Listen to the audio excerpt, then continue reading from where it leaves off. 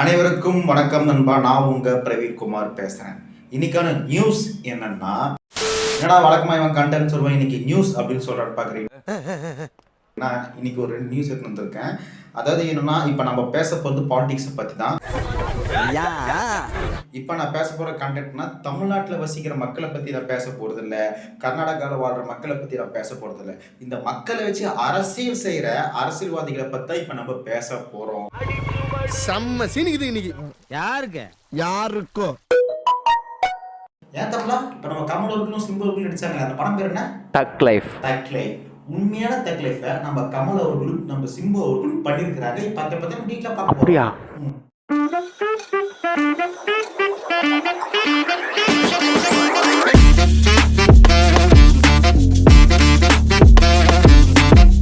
இப்போ ரீசெண்டா ஒரு விஷயம் பயங்கரமா வைரலா போயிட்டு இருக்கு. அதாவது நம்ம கமலஹாசன் அவர்கள் அவர் நடிச்ச தக் லைஃப் படத்துக்கு ஒரு ஆடியோ லான்ச் மாதிரி வச்சிருந்தாரு. அதுல ஒரு கெஸ்டா யாரை கூப்பிட்டுருக்காங்கன்னா, கர்நாடகா சூப்பர் ஸ்டார் சிவராஜ்குமாரை கூப்பிட்டுருக்காங்க. அங்க சிவராஜ்குமார் அவர்களை கூப்பிடும்போது அங்க கமலஹாசன் அவர்கள் வழக்கமா ஒரு டைலாக் சொல்லுவார். என்ன டைலாக்னா, உயிரே உறவே தமிழே அப்படின்னு சொல்லுவாரு.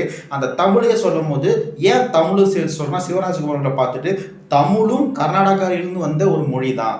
உயிரே உறவே தமிழே என்று ஆரம்பித்தேன்.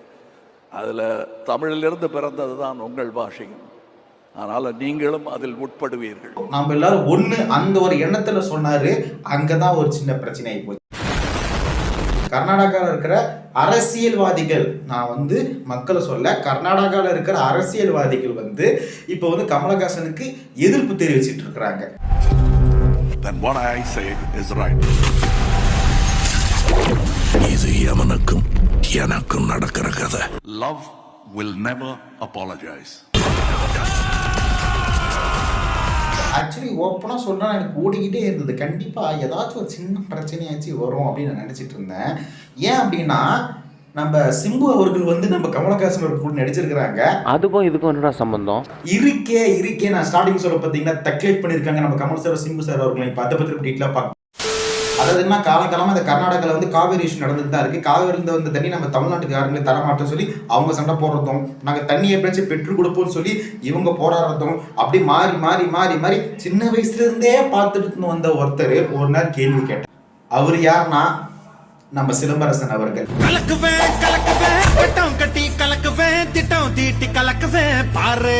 பிரஸ் மீடியா வச்சு காவிரி மக்கள் தமிழ்நாட்டுக்காரங்களுக்கு தண்ணி தர மாட்டாங்கன்னு சொல்லிட்டு பொலிட்டிஷியன் தான் சொல்லிட்டு இருக்காங்க. அதே மாதிரி நாங்க தண்ணி பெற்று தரோம்னு சொல்லி இவங்களும் சொல்லிக்கிட்டே இருக்கிறாங்க. இப்போ காவிரி மக்கள் தண்ணி தருவாங்க, தண்ணி தர மாட்டாங்களா? நாங்க மக்கள் கிட்டே கேட்கிறேன், கர்நாடகா மக்களான நீங்க சொல்லுங்க, தமிழர்கள் தண்ணி தருவீங்களா, தண்ணி தர மாட்டீங்களான்னு. ஒரு கிளாஸ் தண்ணி ஒரு கர்நாடகாரங்க ஒரு தமிழர்கள் தந்தா அதுவே நாங்க புரிஞ்சுக்கிறோம். நாங்க மக்கள் ஒற்றுமையா ஒன்னா தான் இருக்கிறோம். ஆனா இவங்க தான் அரசியல் பண்றாங்க, நாங்க புரிஞ்சுக்கிறோம் சொல்லி நம்ம சிம்பு அவர்கள் சொன்னாங்க. இவரு சொன்ன மாதிரியே நிறைய மக்களும் தண்ணி தந்தாங்க. கன்னட மக்களிடம் அன்போடு தண்ணீர் கேட்டால் அவர்கள் கொடுப்பார்கள் என்று கூறியிருந்தார். இதை தெரியப்படுத்தும் விதமாக கன்னட மக்கள் ஒரு டம்ளர் தண்ணீரை தமிழகர்களுக்கு வழங்குவது போல சமூக வலைதளங்களில் பதிவிடும்படி கேட்டுக்கொண்டார். சிம்புவின் கருத்துக்கு கன்னட மக்களும் காவிரிக்காக போராட்டம் நடத்தும் கன்னட அமைப்பினரும் ஆதரவு தெரிவித்து, அப்பயே பாதி தெரிஞ்சு போச்சு, மக்களை வச்சு அரசியல்வாதிகள் அரசியல் பண்ணிட்டு இருக்காங்க. அதை உடைச்சது யாருன்னா நம்ம சிம்பு அவர்கள் தான். நேத்து வந்த சின்ன பையன் நம்ம அத்தனை பேர் அரசியல் வாழ்க்கைக்கும் ஆப்படிச்சுட்டாங்க. இதுலயே இந்த இஷ்யூ வச்சு பாலிடிக்ஸ் பண்ற அரசியல்வாதிகளுக்கு ஒரு நோஸ் கெட்டா பண்ணாரு. அவர் இப்படின்னா இவர் இப்படி. 8 அடி பாஞ்சா நீ 16. இப்ப கர்நாடகாவில் இருக்கிற பொலிட்டிஷியன் என்ன சொல்றாங்கன்னா, இந்த தமிழ்ந்து முடித்த கர்நாடகா அப்பெல்லாம் ஒன்றும் கிடையாது, கமலர்கள் போய் சொல்றாங்க, கமலர்கள் மன்னிப்பு கேட்கணும்னு சொல்லி கர்நாடகாவில் இருக்கிற பொலிட்டிஷியன் இப்ப போராட்டம் பண்ணியிருக்காங்க. கமலஹாசன் அவர்கள் உருவ பொம்மையை எரிக்கும் செஞ்சிருக்காங்க. ಮುಂಭಾಗದಲ್ಲಿ ಪ್ರತಿಭಟನೆ ನಡೆಯಿತು. ಅದರಲ್ಲೂ ಪ್ರಮುಖವಾಗಿ இப்போ தமிழ்ல இருந்து கர்நாடகா வந்துச்சு அப்படின்னு நம்ம கமலஹாசன் அவர்கள் சொல்றாங்க. இப்ப அதை எடுத்து ஓரமா வைப்போம். இப்போ அது உண்மையா இல்லையா, அதை எடுத்து ஓரமா வைப்போம். ஆனா உலகிலே பழமையான மொழி தமிழ் அப்படின்றத எல்லாரும் ஏத்துப்பாங்க. 100ல ஒரு 80% ஏத்துப்பாங்க. ஏன்னா அதுக்கான எவிடன்ஸ், அதுக்கான ஆதாரம், அதுக்கான வரலாறு சான்றுகள் நம்ம கிட்ட பத்திரமா இருக்கு. ஏன் இப்ப ரீசெண்டா ஃபாரினர்ஸ் கொரியாலாம் அவங்களோட லாங்குவேஜ்ல தமிழ் மொழி இருக்குன்னு அவங்களே ஒத்துக்கிட்டு அவங்களே நிறைய வீடியோஸ் எல்லாம் போட ஆரம்பிச்சிட்டாங்க. பாரு, வெயிட் இஸ் தமிழ் வீடியோ போறதுக்கு முன்னாடி வெள்ளையா இருக்கிற ஆளு கேள்வி கேட்கற மாதிரி வீடியோ இருந்தா போட்டு விடு. ஏன்டா கருப்பா இருக்கிறவங்க கேள்வி கேட்கற மாதிரி போட்டா ஒத்துக்க மாட்டாங்கடா. ஏன்னா சிகப்பா இருக்கிறவன் பொய் சொல்ல மாட்டான்டா. அப்படி ஒரு மெத்து இருக்கு. வெள்ளையா இருக்கிறவங்க சொன்னாதான் உண்மை நம்புறாங்கடா. வெள்ளையா இருக்கிற எவனாச்சு வீடியோ இருந்தா கொஞ்சம் போட்டு விடு. It's the oldest living language that's still being used today. That's interesting. That's interesting. To get r, something similar to the English R.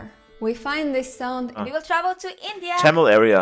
Yes, so today we will do one of the oldest languages in the world. So I think that's Tamil. Yeah. The Tamil language is to the people and the culture, but also what was amazing to me was the role of women in Tamil Nadu. And இப்ப நம்ம உள்ளூர்ல உலகத்திலே பழமையான மொழி எது தமிழ் மொழி அப்படின்னு சொன்னா என்னமா புழுகிறான் பாருப்பா அப்படின்னு நிறைய பேர் சொல்றதுக்கும் வாய்ப்பு இருக்கு. ஆனா அங்க இருக்கிற ஃபாரினர்ஸ் அவங்க மக்கள் கிட்டே போயிட்டு வேர்ல்டு ஓல்டஸ்ட் லாங்குவேஜ் விச் லாங்குவேஜ்னு அவங்க மக்கள் கிட்டே கேட்கறாங்க. அவங்க என்னென்னமோ சொல்றாங்க, சான்ஸ்கிரிட் சொல்றாங்க, அப்புறம் ஜப்பான் சொல்றாங்க, சைனா சொல்றாங்க, அப்புறம் அவங்களே சொல்றாங்க தமிழ் அப்படின்னு மென்ஷனும் பண்றாங்க. Oldest language in the world. Latin. Latin? Sanskrit. No, it's not Sanskrit. You're close though. It's Like Egyptian or something? I don't know if that's a language, but like... Esperanto. Esperanto. Language. Tamil? Yeah, how'd you know that? Are you Tamil? Oh, there we go. அது மட்டும் இல்லாம வேர்ல்டுல இருந்து பழமையான மொழிகள் உள்ளவங்க 4-5 பேர் உட்காந்துக்கிட்டு உங்களோட மொழியிலையும் எங்களோட மொழியிலையும் ஏதாச்சும் ஒத்து போதா, சிக்னல் ஒத்து போதான்னு பேசுறாங்க. அதுல கரெக்டா கொரியா லாங்குவேஜும் தமிழ் லாங்குவேஜும் ஒத்து போகுது. அதாவது இந்தியால வந்த பெண் ஒவ்வொரு லாங்குவேஜ் சொல்லும் போது கொரியன் பெண் ரொம்ப வியப்பாடுறாங்க. ஏன்னா இவங்க அம்மான்னு சொன்னா இவங்களும் அம்மா தான் சொல்றாங்க, இவங்க அப்பான்னு சொன்னா இவங்களும் அப்பா தான் சொல்றாங்க. இவங்க சொல்ல வார்த்தைகள் சொல்ல இந்த கொரியா மொழியில குட்டி கிடக்கு Tamil. Tamil it's amma. Oh, Amma. In Korea, Amma. Appa. It's exactly the same. Appa. 똑같아요. In Tamil it's na. Oh my god. In Korea, na. Pul. Pul. That sounds so Korean. I think I can speak Tamil. Mori. Mori. Oh my god. Correct. Oh my gosh. One clue, okay, yes. It's a small insect. Insect. Oh. Wait, metugi? It's a grasshopper? Yes, correct. No, you're joking. Anni. Anni? Yeah. Anni. Older sister. Yeah. Older sister. Yeah. Really? Correct. I can speak Tamil, guys. Tamil தான் உலகிலே மிக பழமையான மொழின்ற இவ்வளவு சான்றுகள் இருக்கும் பொழுது தமிழ்ல இருந்து வந்த மொழி கர்நாடகாவும் இருக்கலாமே அப்படின்னு நான் ஒரு கேள்வி எழுப்புறேன். பொதுவா பேசுற மாதிரி அப்படியே உனக்கு சாதகமாவே பேசிக்கிற மாதிரி இருக்கு அப்படின்னு பாதி பேர் கேட்கலாம். அவங்களுக்கு நான் ஒரு கேள்வி கேட்கறேன். நண்பா, ஒரு 25 வயசு ஆள் அவனோட 10 வயசு பையனை கூப்பிட்டு ஹாஸ்பிட்டலுக்கு போறான். ஹாஸ்பிட்டலுக்கு போகும்போது டாக்டர் சொன்னா, டாக்டர் என் பையனுக்கு ஜுரம் ஓவரா இருக்கு, எப்படியாவது இன்ஜெக்ஷன் போட்டு அவனை குணப்படுத்துன்னு சொல்லும்போது டாக்டர் ஒரு கிரீன் கலர் இன்ஜெக்ஷன் எடுக்கிறாப்புல.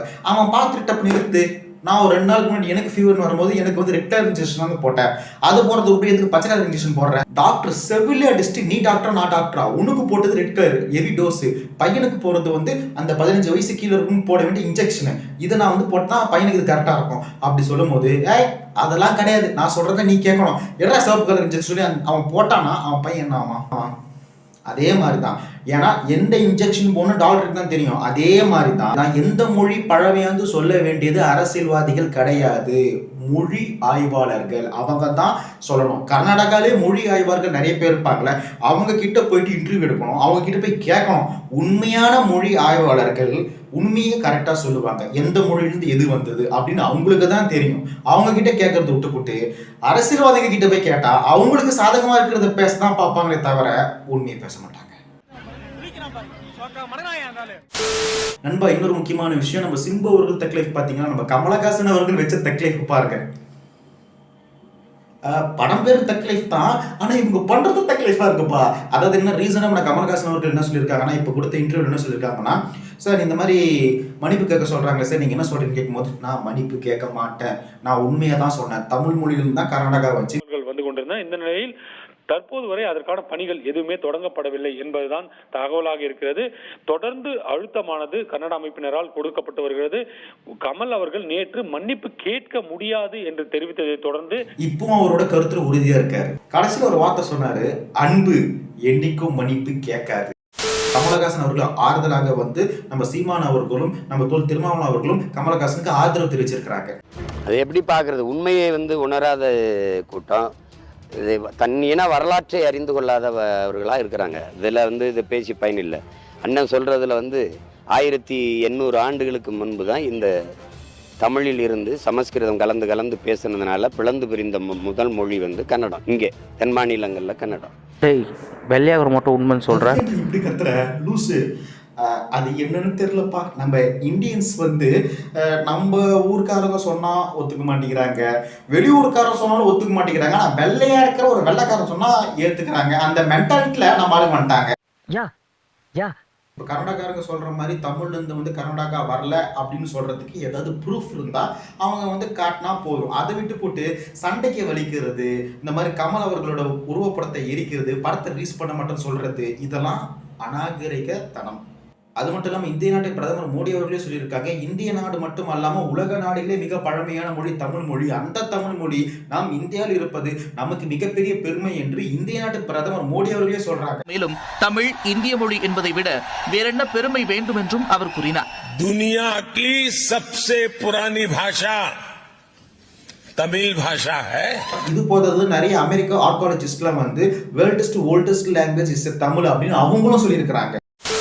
இது போதாதுன்னு ஒரு பிரச்சனை வர வந்துச்சு. அதாவது என்னன்னா, இப்போ சொல்ல ஒரு 2-3 வருஷத்துக்கு முன்னாடி நடந்ததுன்னு நினைக்கிறேன். அதாவது வந்து இந்தியாவில் இருக்கிற முஸ்லீம் எல்லாரும் வந்து அவங்க பாகிஸ்தானுக்கு போங்க அப்படின்னு வந்து சொல்லிட்டு இருக்கும் போது அப்போ வந்து பயங்கரமாக ஒரு இஷ்யூ வந்து ஆரம்பிச்சது.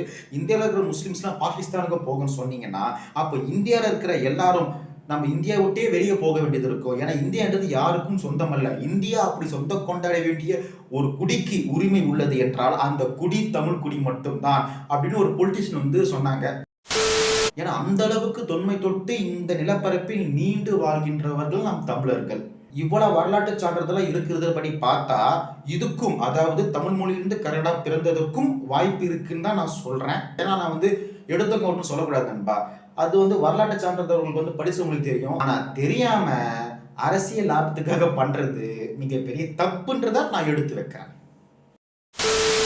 போங்கப்பா, ஒன்னே ஒன்று சொல்றேன், நம்மலாம் அரசியல்வாதிகளால இயக்கப்பட்ட ஒரு பொம்மையா இருக்கிறோம். இந்த இஷ்யூ வளர்ந்துட்ட அப்புறம் இந்த இஷ்யூ மறந்துடுவோம். சரி, நம்ம இந்த வீடியோ வந்து உங்களுக்கு பயனுள்ளதா இருந்துச்சுன்னா இந்த வீடியோ 4-5 பேருக்கு ஷேர் பண்ணுங்க, லைக் பண்ணுங்க, கமெண்ட் பண்ணுங்க, மறக்காம சப்ஸ்கிரைப் பண்ணுங்க. உங்களுடைய உங்கள் பிரவீன்குமார்.